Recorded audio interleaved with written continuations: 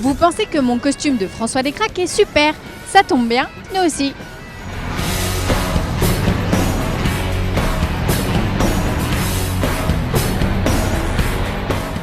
Pendant 3 jours, le Comic-Con a pris ses quartiers à la Grande Halle de la Villette de Paris. L'occasion pour les amoureux de la culture geek et les amateurs de comics de croiser dans les allées de la convention quelques invités de marque. Mike, Luke Cage, Colter, Eliza Dushku de Buffy, la première mystique Rebecca Romijn, Michel Hazanavicius, Thomas Njijol, des cosplayers, bref, que du beau monde.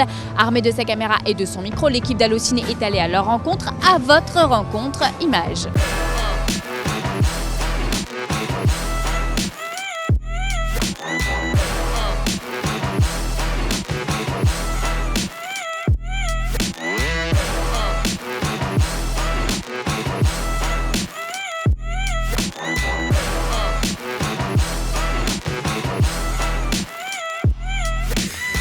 Lorne Peterson, son nom ne vous dit peut-être rien et pourtant il a œuvré sur toutes les plus grandes sagas du cinéma, de Star Wars à Pirates des Caraïbes en passant par Jurassic Park, SOS Fantôme, Retour vers le futur et j'en passe. Il travaille comme superviseur des effets visuels depuis très longtemps chez ILM. Coup de projecteur sur cet homme de l'ombre. I was the chief model maker and supervisor and a lot of the model supervisor in a lot of the films. And what I did, I made the Millennium Falcon and the White Star Destroyer and Boba Fett ship, and then later on in the series from Phantom Menace and Sith, I did things like the Execution Arena and the Mustafar, the Lava Planet. So it's, what I did was, things with my hands. A model like Mustafar has so many different, that's the Lava Planet in the Jedi. It was, building that, it was like, many times, it's like as big as a tennis court, about that thing. And so it had a lot of systems, and it had the lava flow, the pumps, the machines that distributed the little particles on top of the lava, the smoke, the lights. So they become very, very complex. And I used the example earlier that some models are like BMWs, sometimes their models are like really expensive BMWs, sometimes they're like inexpensive Ferraris. And a model like Mustafar was definitely like a Ferrari, because we did, I think, 400 shots on it over about 6 months. So it became, even though it cost a lot of money to make, it cost a lot of money to shoot too. Buffy, X-Men, Luke Cage, que ce soit Eliza Dushku, Rebecca Romijn ou Mike Colter, ils ont tous trois interprété à l'écran des personnages ancrés dans la culture populaire.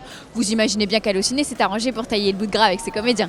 I think Buffy's a little harder to revive, maybe. I've heard some of the other actors joke, especially like the James Marsters and the Angels, and they're like, we're vampires, we're supposed to never age, and clearly we are human men and we have aged, and so we would have to be... They do both look really good though.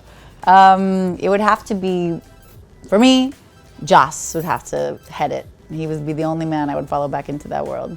But I love the character, and it would be, yeah, I'd be down if Joss was down. I think we really realized how major X-Men was going to be. It was, a real honor to create the character and to get to play her for those first 3 movies. It's an honor to share the character with Jennifer Lawrence. I think she's amazing, and as the trilogy continues, it was important that they pick somebody who's younger, and I think that it's an honor to share the character with Jennifer Lawrence. I don't remember how the casting went down. I had to go and meet with Bryan Singer, and it was, I think mostly I was hired because I had the patience to sit there through the makeup process. It was a very intense makeup process, and it was 9 hours every time to put on that costume, and I did it for 3 movies, and it was the most beautiful costume I've ever seen. And it was a really fun thing to be a part of. I think the camaraderie with that cast was the best thing about it. We just really enjoyed working together. In season 2, I want to get into the Heroes for Hire aspect of it. I think I'm hopeful that that's something we will kind of explore, because what it allows us to do then to have different storylines, because then he will have a plethora of options as far as like, characters that he will come into contact with, people of Harlem, people of the city. And what it does is that he starts to, go down different roads, and we'll be able to see, who he is able to help, who he cannot help, and why he would want to help this person, and ultimately maybe it will be something that is driven by money, but you never know. It'll just give us more options for the character, because it's one thing to write a series that's predominantly about his life and about something that's personal for him. Then it's another idea to kind of go, all right, now this is not so much about you, it's about other people and what that brings to the character in the series. Fanzone au Comic-Con sans un micro-trottoir, c'est pas vraiment Fanzone. Allez, tout de suite, on retrouve notre envoyé spécial Negan, ou devrais-je dire Negan. Tout à fait Mathilde, on est dans les travées du Comic-Con Paris 2016 et en fait on va demander à tous les visiteurs, en tout cas à tous les gens qu'on croise et notamment les fans de Star Wars, ce qu'ils pensent de ce choix de Donald Glover dans le rôle de Lando Calrissian jeune. Pour ce faire, je vais mettre cette chère Lucille à contribution, j'y ai collé mon micro car Lucille a soif de réponses. Je pense que c'est le meilleur choix possible, d'abord parce qu'il fait déjà partie de l'écurie Disney et qu'il va être dans le prochain Spider-Man.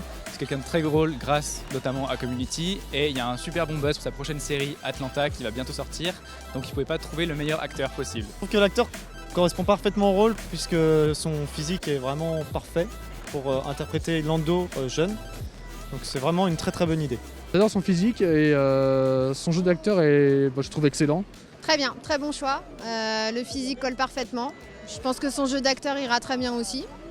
Avoir à respecter un petit peu le personnage, mais ouais, je pense que ça va le faire. Moi j'attends de voir en fait, moi j'attends vraiment de voir les films pour voir ce que l'acteur donne, parce que moi c'est pas qu'une question de physique, c'est aussi au niveau du jeu. Donc moi j'attends vraiment ce qu'il va donner, mais ça peut être que bien, le set était vraiment pas mal, donc j'ai vu que le jeune Harrison Ford avait l'air aussi pas mal, donc wait and see, on verra bien. Mais... moi je pense que c'est un bon avis, c'est un bon acteur, et puis de toute façon ce serait intéressant de voir un petit peu ce que donne ce personnage qu'on connaît pas beaucoup. Puis non, franchement c'est un bon choix, je suis très curieux de voir ça en tout cas. Que serait un super-héros sans son costume? Stéphanie Maslansky, costumière sur les séries Netflix Daredevil, Luke Cage et Jessica Jones, nous explique comment rendre ces héros crédibles à l'écran. So far they've been pretty accepting of what we're doing, and I'm very happy about that, but I think it is quite something to take them from whenever they were created, in Daredevil's case. Actually, the 40s was when he first came out of the box, as it were. But I think that what most fans remember is, unless they're reading something that's been written recently, the iconic look of Matt Murdock from the 1960s. So, for example, in his case, we really did try to take that look and translate it into a modern time, and that was not a difficult thing to do because similar details, button-down collars, thin ties, narrow lapels. I think the biggest difference is that the silhouette has changed from the 60s to 2000. This time the silhouette has become much slimmer. But we definitely pay a lot of homage to the origin stories and then just attempt to translate it into a current look. On connaissait Black Panther, mais qu'en est-il de Black Snake? Eh bien, Black Snake, c'est un super-héros africain assez peu connu du grand public et sur lequel Thomas Njijol va donner un coup de projecteur puisqu'il lui consacre un premier long-métrage qui se tournera dès le mois de janvier. L'histoire, c'est celle de Colter Sangala qui se découvre des super-pouvoirs dans l'Afrique des années 70. Mais tout de suite, place à Michel Hazanavicius qui nous a parlé d'OSS 3. On vous fait partager tout ça parce qu'on aime ce beurre à la biscotte. Est-ce que je vais le faire, est-ce qu'on va le faire, parce que je ne suis pas tout seul. Je n'en sais rien. C'est pas non, ça c'est sûr. Mais du coup, je sais pas quand. En fait, on a tous un peu envie de le faire, mais on a surtout envie de faire un film à la hauteur des deux autres, voire mieux que les deux autres. Et donc c'est pas si simple, parce que c'est des films qui sont chers, qui sont pas faciles à faire et qui sont pas faciles à penser pour renouveler le truc tout en restant dans les clous du 1 et du 2 et puis dans un contexte politique qui a changé. C'est-à-dire aujourd'hui on n'est plus dans la même situation qu'avant. Le discours majoritaire aujourd'hui c'est plutôt un discours réactionnaire, donc c'est plus tout à fait pareil, les vannes. Quand des petits génies français mixent apocalypse et comédie, ça donne Deadland une sorte d'ovni à mi-chemin entre Lost et les bronzés. On laisse François Descraques et François Usan vous en parler.